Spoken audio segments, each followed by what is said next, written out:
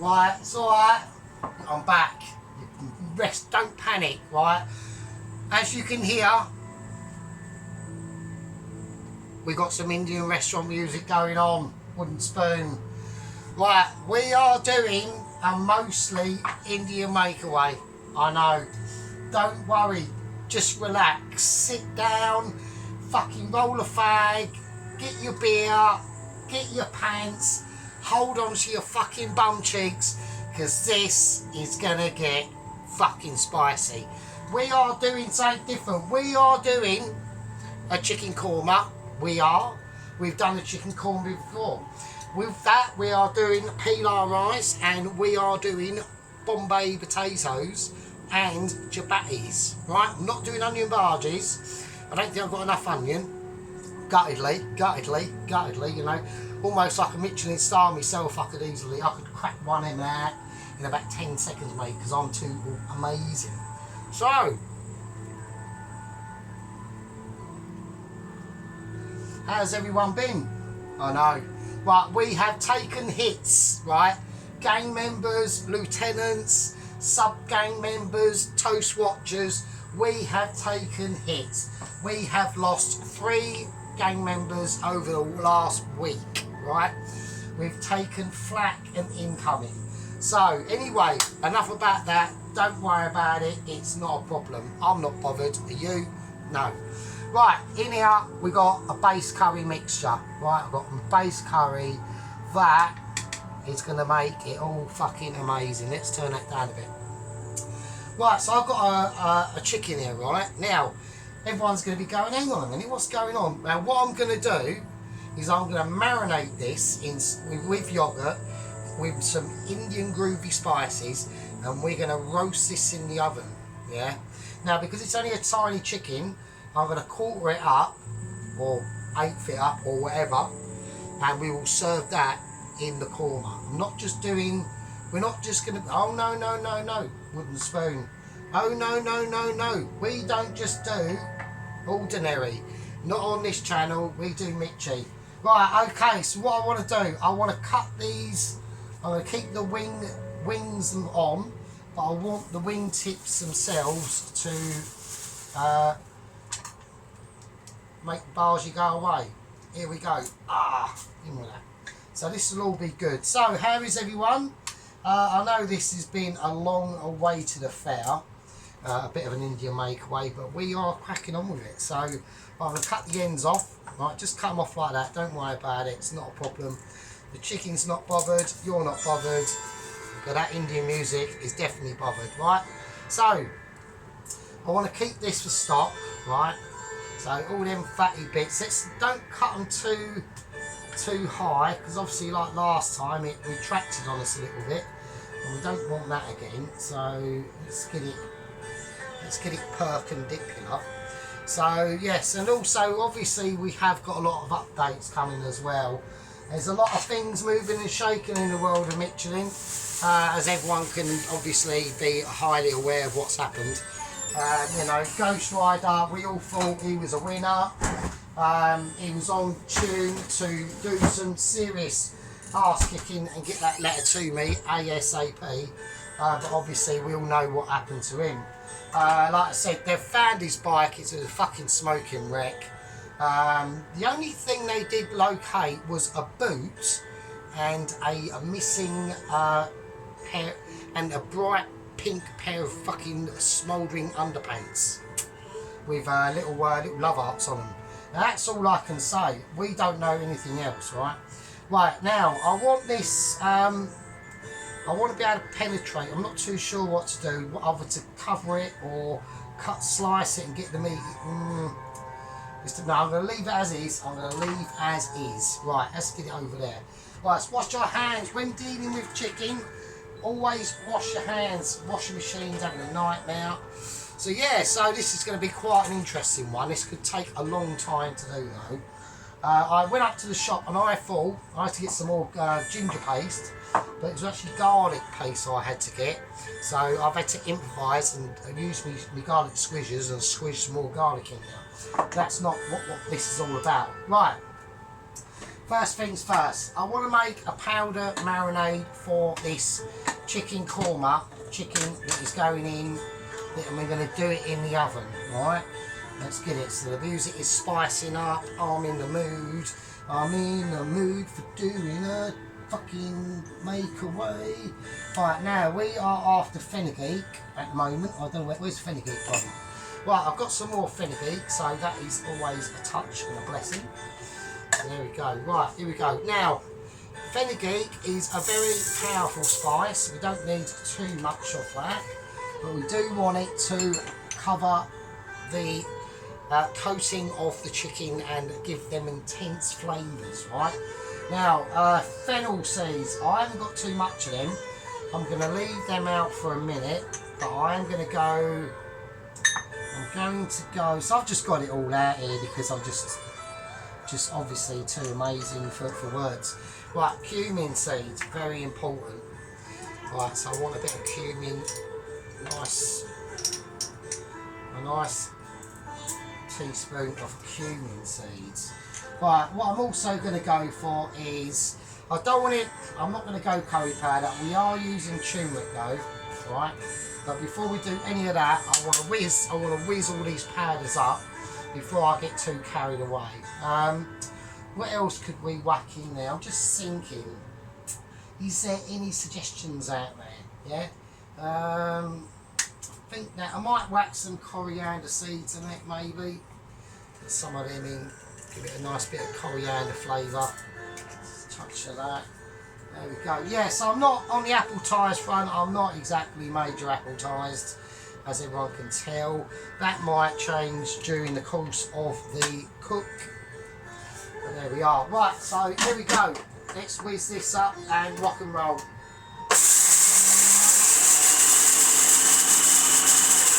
I do want this nice powder.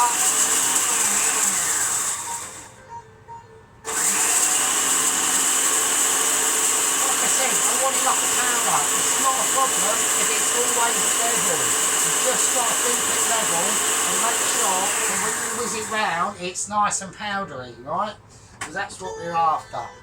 Now I know everyone out there has got super hearing and could hear through that.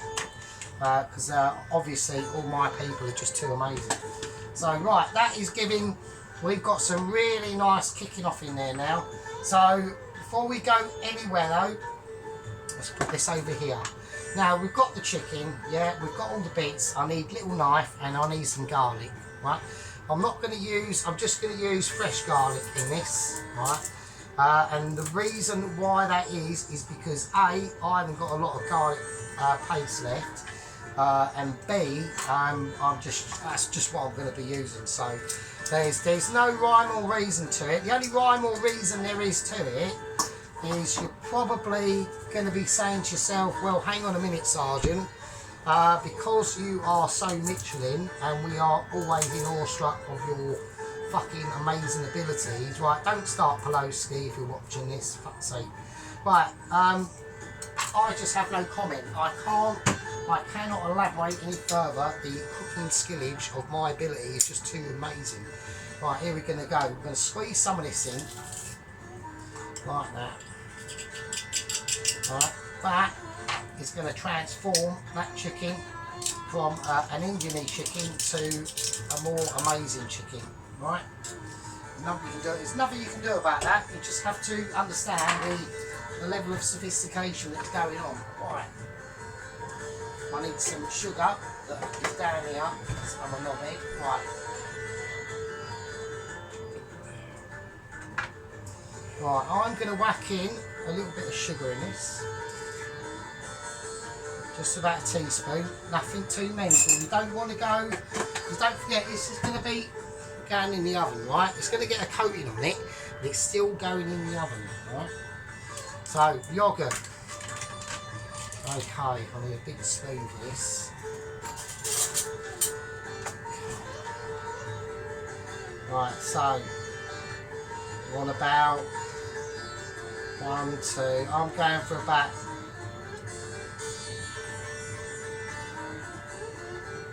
for about 3 teaspoons of yoghurt. Hopefully that should be enough. It's just enough to coat it. That's all we want it for. It's literally just a coating, that's all we're doing. Right, in with all them seeds, that can all go in the wash. Right, now, what I want to do now is give this a little mix up. I'm going to put a little bit of salt in there, a bit of table salt, a little bit of white pepper and a little bit of black pepper. This is just for seasoning, right? You haven't got to do that. I mean, I would always suggest that you follow me because of my, obviously, triple amazing double Michelin star fucking...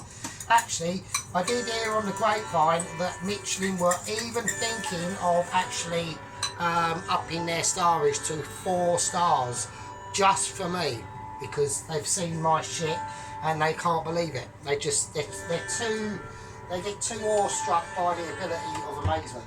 Right, now let's do this. Let's do it on here for a minute, right?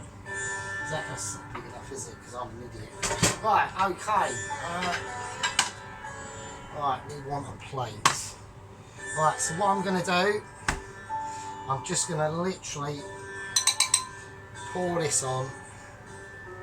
Right, let's get it all on there. Get it in there, get in its gullet, everywhere. It goes absolutely everywhere. Right, that goes in, and we're just going to smear this around. It's going to be messy, right? It will be a bit of a mess. I know a lot of people are going to be saying, what the fuck is going on? What are you doing? And also, the reason why it will be messy is because we have slightly fucked up here because I forgot to put the turmeric on.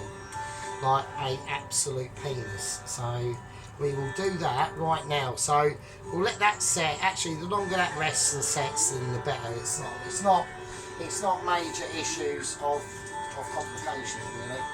Right, now this could be tricky because we should have put that turmeric in the fucking in the bloody powder itself. So I've got to do it. Now I'm going to do it like this because a lot of like normal chefs out there would probably fuck it up as well. So I'm just going to sprinkle that on like that, and I'm going to pat it in, and that's just it's just going to have the same effect. It's not, all we're doing is just dyeing the colour of the skin, right?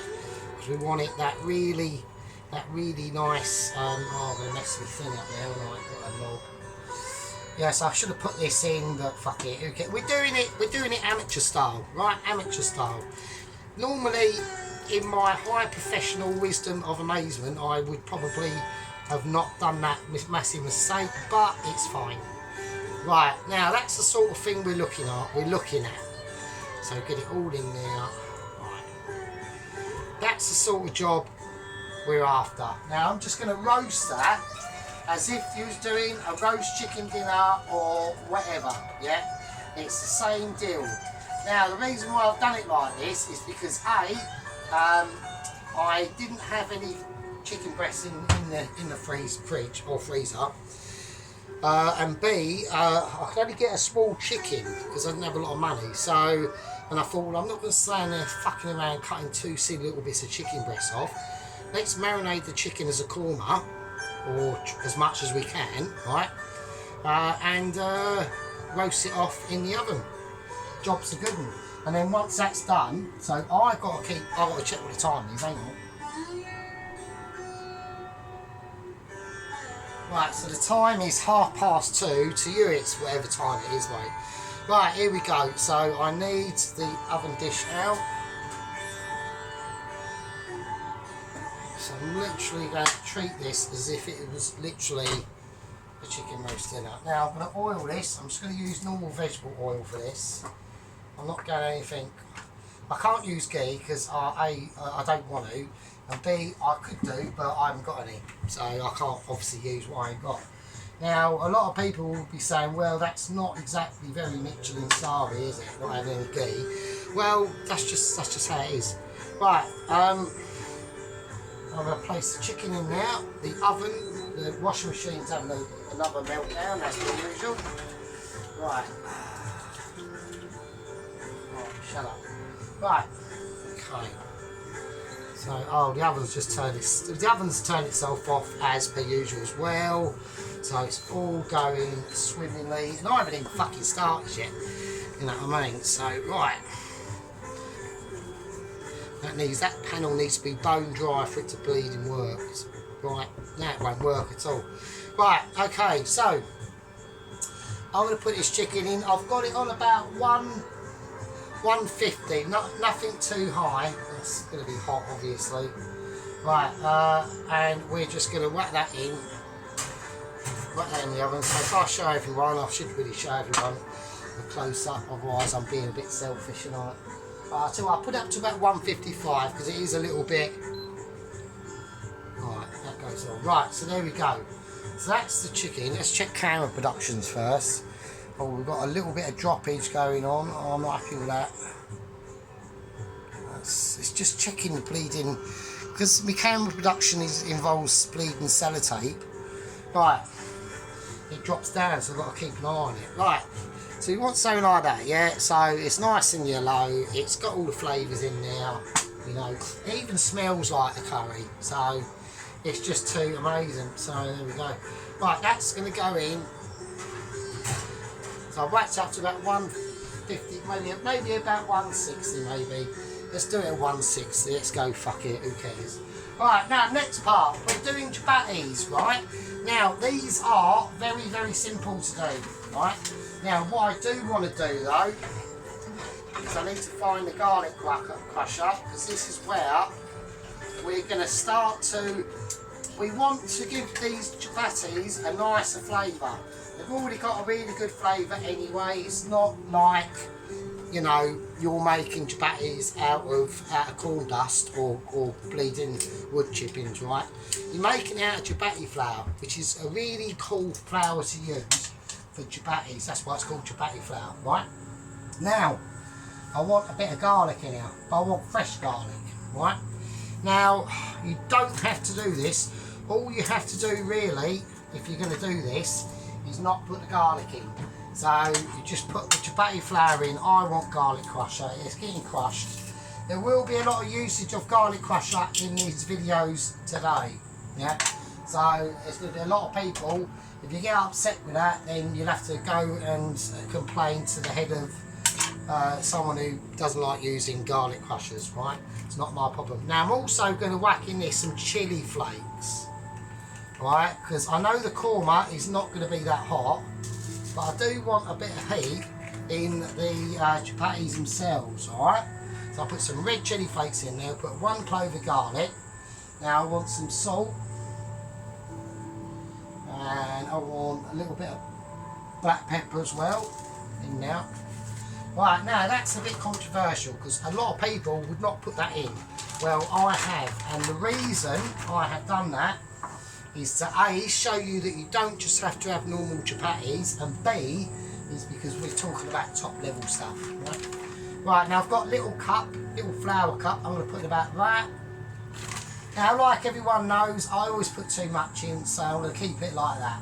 I'm going to keep it, that's about 2 cups worth. We will see how we go. Yeah. Now, we need to use our hands here. We're doing handage. Just a little drop at a time. Get that flour all mixed in there. Get all the other ingredients mixed in as well while we can. So you're looking for nothing that's going to be too wet. Now once we've made this chapati flour, oh, that's probably way too much now. I think that might be a little bit too, that was a bit too heavy I think. Is it? No, that's actually perfect. So it's, now you want to mix this around, this chapati. I think we need some more. I think Sergeant has slightly miscalculated it and he's going for more. There we go. I reckon that should be fine, a little bit more water. Yeah, so you just want to, you know, you don't want it too runny and you want it like claggy. Yeah, you want it like a claggy dough. And when you know it's fine, when you know it's ready, it will start mixing around and it will scoop up all them bottom of them ingredients themselves, right? And that's all you got to do, that's it. Now we'll get luck, we should get quite a few chapatis out of this, right, hopefully. I might add a little bit more because I'm a bit greedy on the chapatis because I want to have some for tomorrow as well. So I'm going to do quite a few chapatis actually because they are lush. So, okay. Tiny little bit more water. just a little dribble. And that's it. I mean, you can add oil to this if you like, but we're talking a dribble. I'm not gonna, because what I'm gonna do is I will brush the chapatis with some butter that's not butter. I didn't get any butter because it's too expensive, and my shekels just can't stretch that far. And I know you're probably saying, well, how comes this? You're Michelin, you should have loads of money. Not necessarily the case. Not necessarily the case. Once that Michelin star letter comes through from Mitchie, then yeah, we're talking winner. So right, that's about this to dough. So that's what we're talking about, like that, yeah. So nice and soft. It's got all the bits of garlic and bits and flakes and chili flakes and stuff in there. It's all been seasoned. Now what we're going to do? Well, we're not going to be making chapatis just yet. You want to let this rest for about at least half an hour minimum. So I need a bag. Right, I'm just going to cover this bowl up with a bag like that, and I'm going to leave that out at room temperature. I'm just going to put it out of camera's view, and that's it. And that's the chapati mixture done. It's so easy to do, and it's brilliant. Like, I was going to do a naan, but I've done loads of naans. I haven't done that many chapatis. The yoghurt we will need, I'll just leave that out. That's not, actually I'll put it in the fridge because we'll need that a bit later. Right? Okie dokie. Right, so that's the chicken marinated, right? With the special korma mixture that I have invented myself, because, and I've come up with this way of doing chicken kormas just through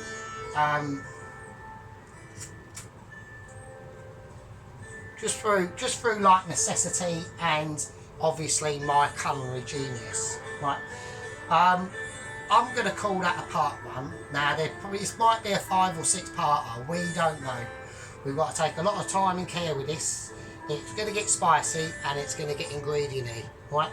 I'm going to turn the washing machine back on and hopefully that will sort this life out.